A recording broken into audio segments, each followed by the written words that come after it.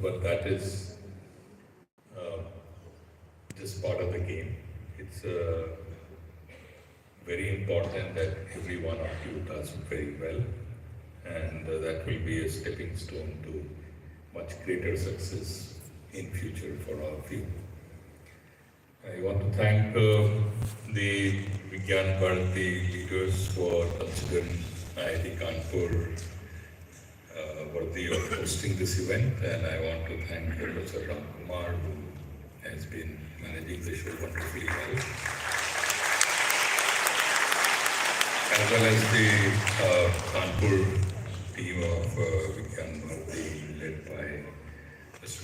Sunilji.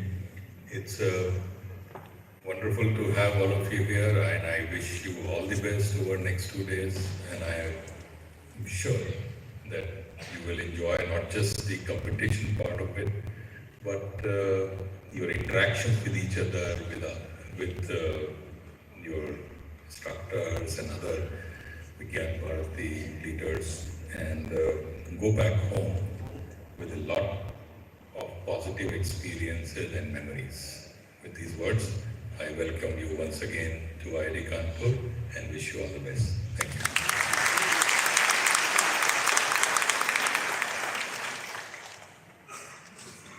धन्यवाद महोदय। इसी क्रम पे मैं मंच पर आमंत्रित करना चाहूँगा श्री विवेकानंद पाई जी को, जो विज्ञान भारती के राष्ट्रीय सेक्रेटरी जनरल हैं।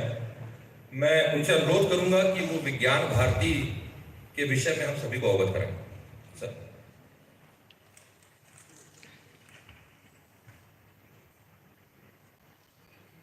Respected President of Vigyan Bharati and President of this function, Dr. Shekhar Mandeji, President of INSA, and guest of honor for this function, Professor Ashutosh Sharma ji, who has been a well-wisher for Vigyan Bharati all through, Bharadwaj ji, Ram Kumar ji, Sunil Mishra ji, Prashant ji, my colleagues in Vigyan Bharati, Dr. Shiv Kumar Sharma ji, Praveen ji, Anil ji, Kaila Shastri ji, and all dignitaries in the audience, my dear students, the proud winners of the state level camps who have been able to reach here, the proud parents, all gathered in the audience. On the 7th of June 1925, we are today on the 24th of May. In another 2 weeks, it will be 7th of June 2025, 100 years. A 23-year-old Werner Heisenberg found the mathematical structure of quantum mechanics, quantum theory. He was spending his days in solitude on a North Sea island, Helgoland. The literal meaning of this word is sacred island.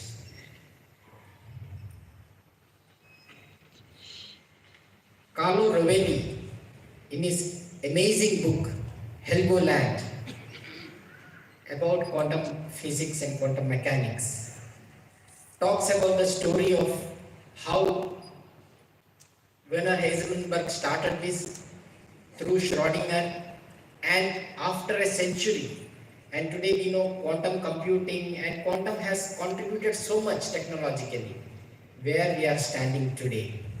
He quotes Heisenberg, when the first terms of seemed to come right, or he's mentioning about giving Bohr's rules, I became excited, making one mathematical error after another. As a consequence, it was around 3 o'clock in the morning when the result of my calculations lay before me. It was correct in all terms. Suddenly, I no longer had any doubts about consistency of the new quantum mechanics that my calculation described. At first, I was deeply alarmed. Heisenberg says, I had the feeling that I had gone beyond the surface of things and was beginning to see a strangely beautiful interior, and felt dizzy at the thought that now I had to investigate the wealth of mathematical structures that nature had so generously spread out before me. And towards the end of this book, Helgoland, Carlo Rovelli talks about how the theory of quantum mechanics can help us in covering the distance between the physical world and the mental sphere. And he quotes David Chalmers about the easy and the hard problem of consciousness. The easy problem, nothing very easy about it, because he says the easy problem is to understand the workings of the brain.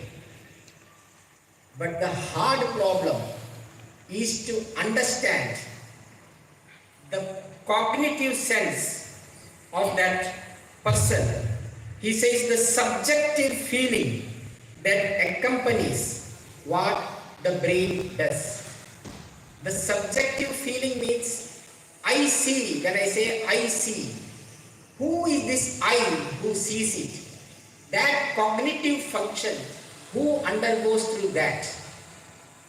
In this institution, IIT Kanpur,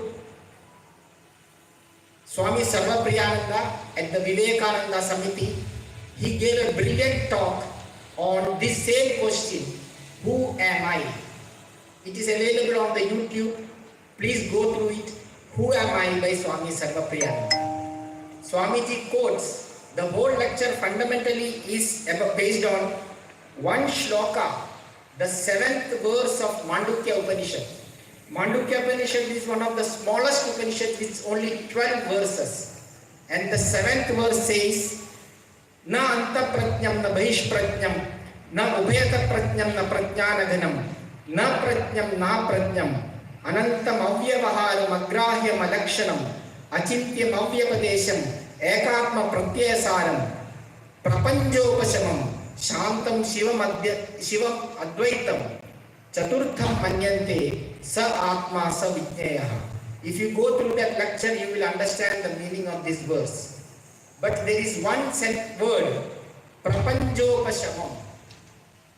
We say prapanja for something because it has been created through the panchabhutas, akasha, vayu, agni, apa, prithvi.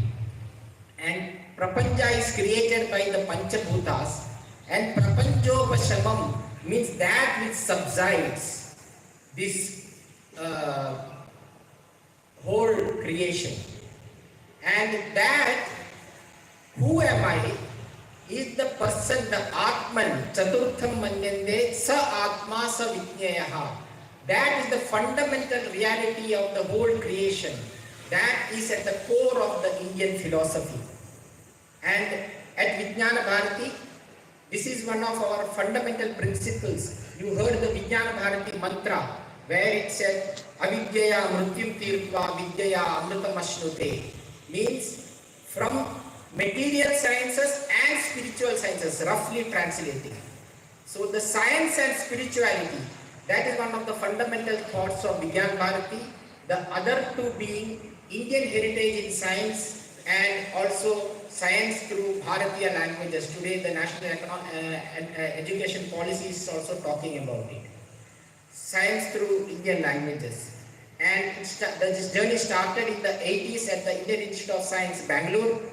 Dr. Shakhar Mandey was a student, Anil Sahasrabuddhesi was a student, and Professor K.A. Vasu, he started off this thought about Indian heritage in science and technology from ancient to modern, which we call, say, Kannada to Kalam.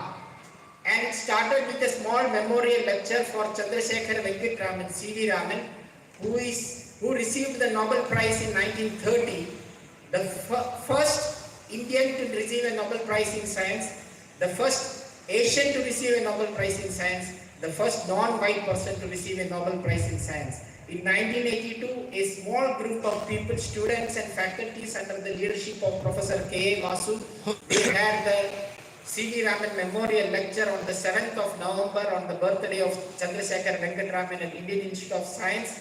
that grew, and today Vigyan Bharati has around 36 units across the country in every state. We have 20 verticals. Vidyarthi Vigyan Manthan is one of the very important verticals which started in the 1999, and the idea was to support, to inculcate a spirit towards, affinity towards science among our future generation. Now we are into, say, 26th edition of Vidyarthi Vigyan Manthan. It started off as Shastra Pratibha Malsaram, and today it is here one of the largest online exams for the first year, first level, and second level state camps, and now the national camp. Then we have World Ayurveda Congress, we have Nasya, we have Shiksha Shikti, similar initiative among the teachers, other programs called Bharatiya Vigyan Sammelan, Vishwaveda Vigyan Sammelan.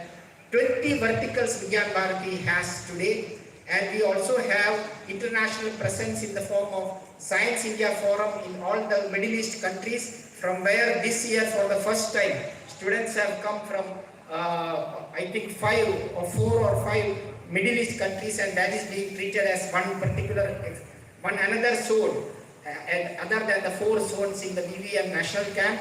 Then we have Global Indian Scientists and Technocrats Forum.